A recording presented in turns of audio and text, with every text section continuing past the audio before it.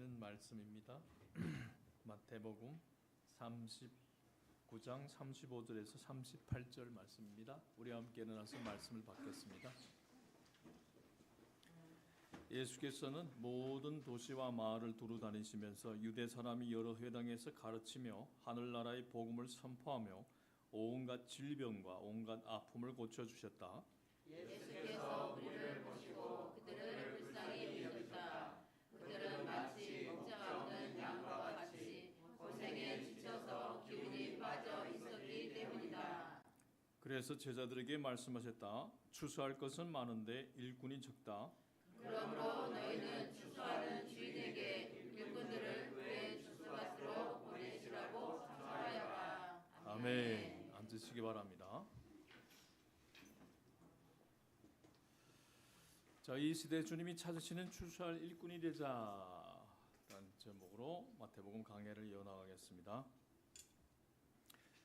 사랑하는 성도 여러분, 오늘 우리는 혼란과 갈등, 아픔이 가득한 시대를 살아가고 있습니다. 극단적으로 진화하는 정치적 대립으로 인하여 두 진영으로 갈라진 나라를 바라보며 너무나 마음이 무겁고 아픕니다. 자, 위기와 갈등이 고조하고 있는 이러한 때 우리 주님은 우리에게 무엇을 원하실까요? 오늘 본문은 예수님이 사역을 요약해 주는 동시에 이 세상을 향한 주님이 애타는 심정을 보여주는 아주 중요한 말씀입니다. 산상수훈을 마치시고 내려오신 예수님은 나병 환자와 중풍에 걸린 백부장이 종을 고치시고 베드로 장모의 열병을 고치시고 바다와 파도를 잠잠하게 하시고 귀신을 쫓아내시고 중풍병 환자의 죄를 용서해 주시고 어린 소녀를 죽음에서 구해 주십니다. 그리고 나서 12해 동안 혈류증을 앓는 여자를 고쳐주시고 눈먼 자의 눈을 뜨게 하시고 귀신 들려 말 못하는 벙어리를 고쳐주셨습니다.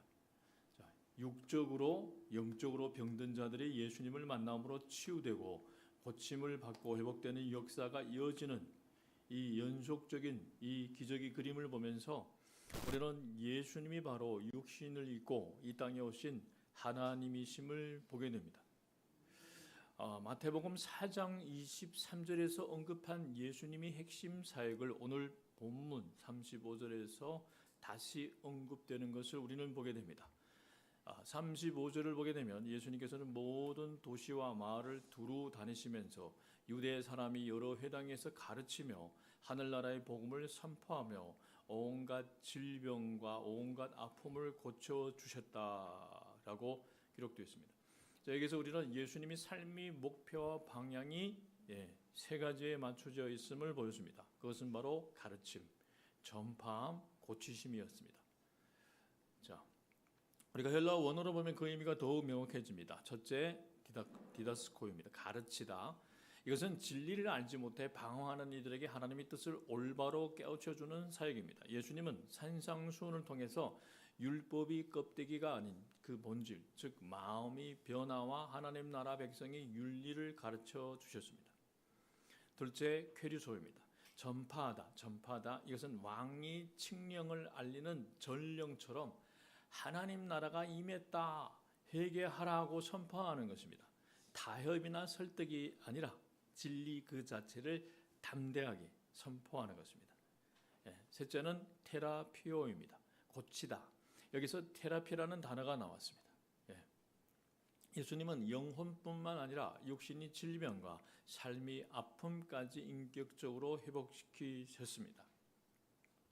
예수님이 사역 중에서 가장 중요한 사역은 기적이나 능력이 아니라 가르치는 사역이었습니다. 그 가르침의 핵심을 대표적으로 보여주는 것이 산상수훈입니다.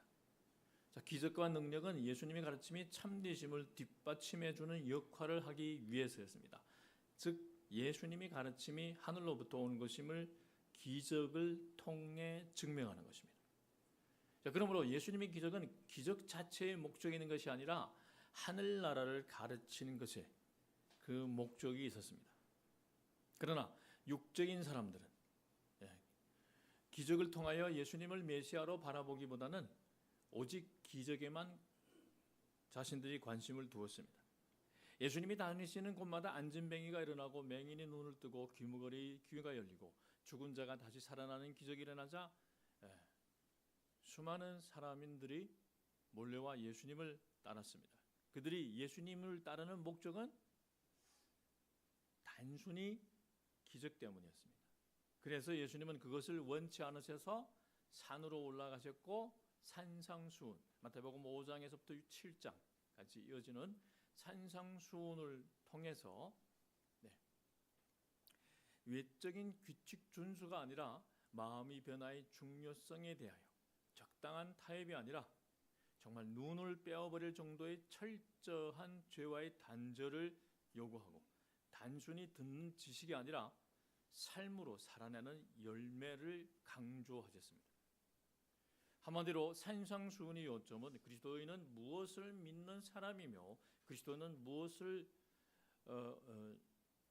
바라보는 사람이며 그리스도인은 어떻게 살아야 하는가에 대해서 분명하게 가르쳐 주셨습니다.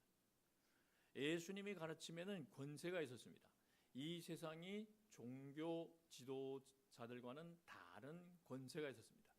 그분은 말씀의 육신이 되어 이 땅에 오신 하나님이시기에 권위가 있었습니다.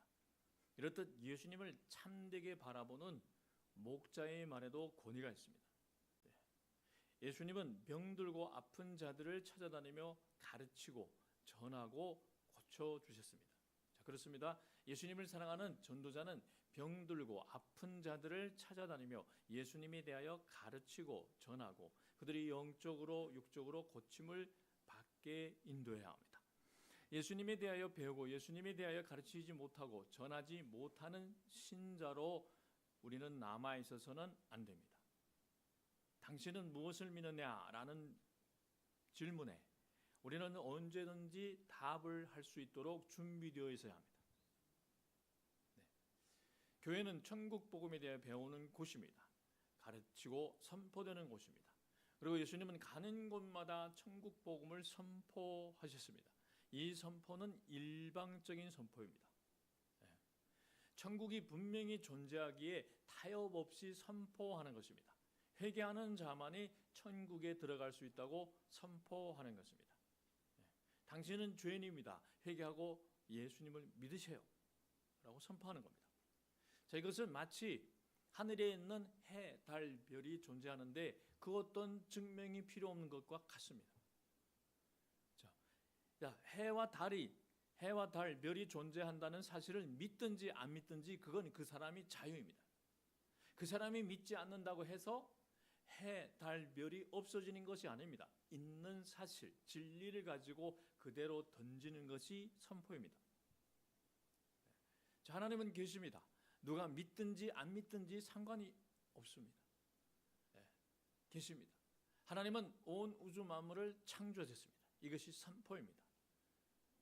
우리도 예수님처럼 사람들이 눈치를 보지 않고 선포할 수 있어야 합니다. 그러자면 내가 예수님을 만나야 합니다.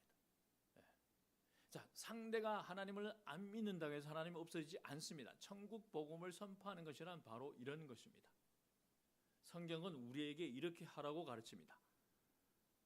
디모데후서 4장 1절에서 2절 말씀입니다.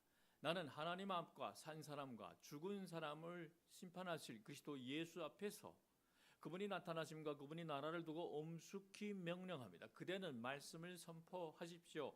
기회가 좋든지 나쁘든지 꾸준하게 힘쓰십시오.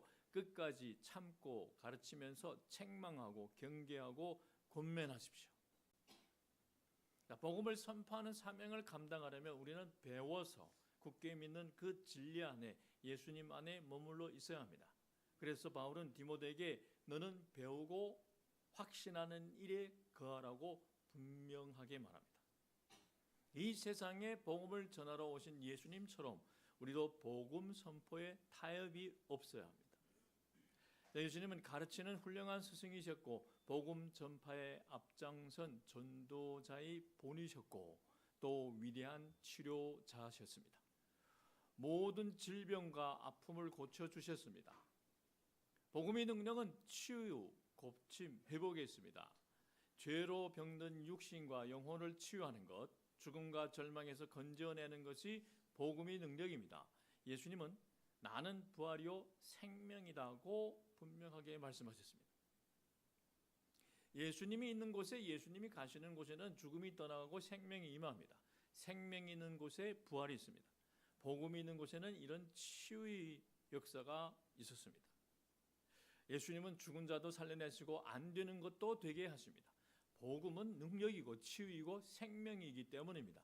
복음 자체 되시는 예수님이 가시는 곳마다 죽은 자가 살아나고 병든 자가 치유되고 절망 속에 갇혀 있던 자가 자유와 해방을 받았습니다. 예수님은 이 땅에 치유자로 오셨습니다. 인간이 육체로 시작하여 죄의 문제와 죽음의 문제를 다루셨고 영혼의 치유와 회복을 다루셨습니다. 이 세상의 모든 인간은 모두 예수님이 치료를 필요로 합니다. 우리는 다 치료받아야 할 사람입니다. 우리 육신뿐만 아니라 영혼도 치료받아야 합니다. 죄로부터 죽음으로부터 치료받아야 합니다. 위대한 치료자 되시는 예수님에게 치료받아야 합니다. 우리도 전에는 허물과 죄로 죽었던 사람들입니다. 이 세상의 풍조를 따라 살고 공중의 권세를 잡은 자를 따라 살았고 육신이 정욕대로 살고 육신과 마음이 원하는 대로 행했으며 날 때부터 진노의 자식이었습니다. 그러나 자비와 긍휼이 풍성하신 하나님께서 먼저 우리를 사랑하셔서 허물과 죄로 죽은 우리를 그리스도와 함께 살리셨고 자녀 삼아 주셨고 예수 그리스도 안에서 하늘나라의 상속자가 되게 해 주신 것입니다. 이것이 바로 십자가 복음입니다. 예수님은 공생애 동안 3대 사역에 초점을 맞추셨습니다. 바로 말씀을 가르치시고 천국 복음을 전파하시고 모든 아픔을 고치시고 치료하는 것이었습니다. 이것이 예수님이 사역의 목표였고 방향이었습니다. 우리가 예수님 생명을 살아내야 한다는 것은 예수님이 하신 이 3대 사역이 우리 신앙의 방향과 목표가 되어야 한다는 것입니다. 예수님이 하신 이 3대 사역을 하려면 예수님처럼 이 세상을 바라보는 시선과 마음을 가져야 합니다. 그것이 어떤 것인지 우리 함께 36절을 보겠습니다. 예수께서 무리를 보시고 그들을 불쌍히 여기셨다. 그들은 마치 목자 없는 양과 같이 고생에 지쳐서 기운이 빠져 있었기 때문이다. 예수님 당시 이스라엘 사회는 계층 간의 갈등이 극심하였습니다. 정치가 부패하고 전통 유대 종교는 경직되어 있었고 많은 이단 사상과 신비주의 종교가 사람들을 혼란에 빠뜨리고 있었습니다. 이러한 세상 속에 사는 무리를 예수님은 불쌍히 여기셨습니다. 여기서 불쌍히 여기셨다는 가벼운 아이고 안 됐어 이런 정도가 아니라 오늘로 보면 고통당하는 무리를 보시며 창자가 끊어지는 듯한 아픔을 느끼셨다는 것입니다. 이것이 바로 예수님이 이 세상 속에 내팽개쳐져 고통을 당하고 있는 무리를 바라보시는 마음이 자세입니다. 오늘 이 사회는 각종 사회적 갈등과 다양한 문제가 쌓여 있습니다. 모든 것이 극단을 향해 가고 있습니다. 그런데 이러한 문제는 예수님 당시에도 있었다는 것입니다. 죄인들이 사는 곳에, 죄가 있는 곳에는 항상 문제가 있습니다. 문제가 없는 곳은 딱 한 곳입니다. 어디일까요? 맞춘 분은 경품이 있습니다. 어디일까요? 자, 문제가 이 세상에서 문제가 없는 곳은 딱 한 곳입니다. 무덤입니다. 무덤. 자, 무덤이에요. 무덤. 자, 살아있다는 그 자체가 바로 문제 속에서 살고 있다는 것입니다. 네. 자, 오늘의 문제를 해결하려면 내일의 문제가 해결하면 내일의 문제가 우리를 또 기다리고 있습니다. 예수님을 믿는 우리는 매일 주님을 바라며 삶 속의 여러 가지 문제를 해결해 나가고 풀어 나갈 힘을 공급받아야 합니다. 그래서 매일 아침 말씀을 읽으면서 기도해야 됩니다. 예수님을 바라보며 그날에 필요한 지혜와 능력을 공급받아야 합니다. 우리는 예수님처럼 하늘의 지혜와 능력을 힘입어서 이 세상에서 발생하는 문제를 바라보아야 합니다. 현상을 바라보는 것이 아니라 그 현상 너머를 바라봐야 합니다. 그러한 영적인 눈이 열려야 합니다. 예수님이 시선으로 문제를 바라보면서 문제를 해결하고 풀어나가야 합니다. 자, 예수님은 목자 없는 양처럼 삶이 다양한 문제 속에서 육체적으로나 영적으로 심각한 상태에 놓여 있는 무리를 보시고 불쌍히 여기셨어요. 마음이 너무 아프셨어요. 막 창자가 끊어지는 것처럼 너무 아프셨어요. 우리가 예수님이 시선으로 예수님 마음으로 이 세상과 그 속에 내팽겨쳐져 고통을 당하고 있는 사람들을 바라보아야 그들이 근본적인 문제의 원인이 무엇인지를 정확하게 알 수 있습니다. 성경은 무리 상태를 고생에 지쳐서 기운이 빠져 있었다라고 표현합니다. 우리 원어적으로 보게 되면 찢기고 상처 입어서 내버려진 상태, 상처 아픔으로 너덜너덜한 이 버려진 상태. 예수님은 그들을 보며 창자가 끊어지는 듯한 아픔을 느끼셨던 것입니다. 죽어가고 있는 내 백성, 내 자녀를 바라보며 마음이 아프셨습니다. 예수님은 영적으로 육체적으로 탈진해 있는 무리가 목자 없는 양과 같다고 하십니다. 이 표현은 그 당시 참된 지도자가 없음을 마음 아파하신 것입니다. 명목상의 종교인들과 종교 지도자와 정치 지도자들은 많았지만은 진정 주님이 마음으로 그들을 사랑하고 품어주는 참된 지도자가 한 명도 보이지 않았습니다. 예수님이 이 세상을 바라보신 것처럼 우리도 이 세상에 죽어가는 영혼들을 바라보아야 합니다. 특히 정치적으로나 종교적으로 좋은 지도자를 만나지 못하면 백성은 고생에 지쳐서 기운이 빠지게 됩니다. 오늘날 정치적, 종교적 위기에 놓여 있는 우리나라 상황과 비슷하지 않나 싶습니다. 오늘날 이 시대의 빈곤은 예수님의 마음을 가지고 섬기는 참된 목자, 참된 지도자의 부재입니다. 그러므로 교회는 더욱 깨어 있어야 합니다. 아니, 우리가 더 깨어 있어야 합니다. 자, 큰 교회가 하겠지가 아니라 우리가 해야 한다는 마음으로, 예수님의 마음으로 고생에 지쳐 기운이 빠져 있는 이웃들을 우리가 챙기며 섬겨야 합니다. 예수님이 함께하는 교회는 강한 교회입니다. 머리 숫자가 많은 교회가 강한 교회가 아니라 예수님이 마음을 품은 이들이 모인 교회가 바로 강한 교회입니다. 거물로 큰 교회가 세상을 변화시키는 것이 아니라 예수 생명을 누리는 추수꾼들이 모인 강한 교회가 이 세상을 변화시킵니다. 우리는 이 시대에 필요한 추수꾼들을 더 많이 보내달라고, 예수님을 사랑하는 교회들에, 우리 교회에 보내달라고 기도를 쉬지 말아야 합니다. 37절에서 38절을 함께 보겠습니다. 그래서 제자들에게 말씀하셨다. 추수할 것은 많은데 일꾼이 적다.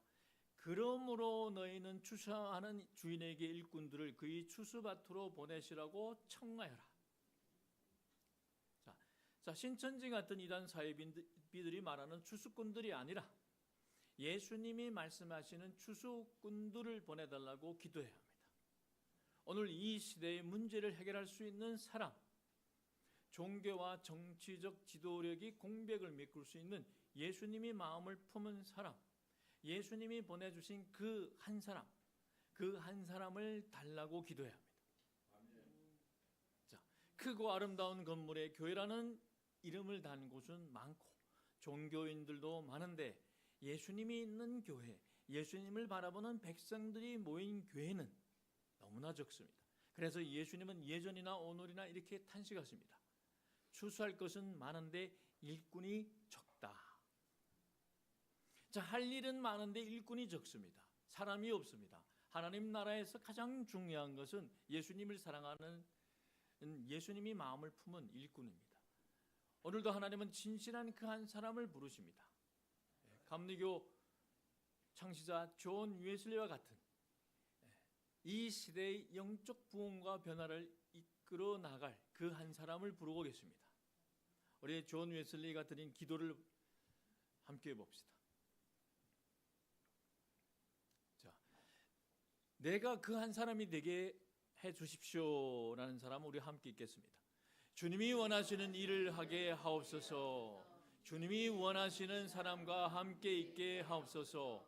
주님이 뜻이라면 일을 하게 하시고 고난도 받게 하옵소서. 주님을 위해 사용되게 하시고 주님을 위해 버림받게도 하옵소서. 주님을 위해 높아지게도 하시고 주님을 위해 낮아지게도 하옵소서. 주님을 위해 가득 차게도 하시고 주님을 위해 빈털터리가 되게도 하옵소서. 저는 기꺼이 저희 모든 것을 주님이 뜻에 맡기고 포기합니다. 이제 영광스럽고 복되신 하나님, 성부, 성자, 성령님, 주님은 저희 것이고 저는 주님이 것입니다. 그렇게 되게 하옵소서. 땅에서 맺은 이 언약이 하늘에서도 이루어지게 하옵소서. 아멘. 웨슬리는 이렇게 기도드렸습니다. 웨슬리는 기도의 사람이었어요. 그는 최소 하루에 2시간 이상 기도했어요. 그리고 웨슬리는 한 책의 사람이었습니다. 오직 성경. 오직 성경에서.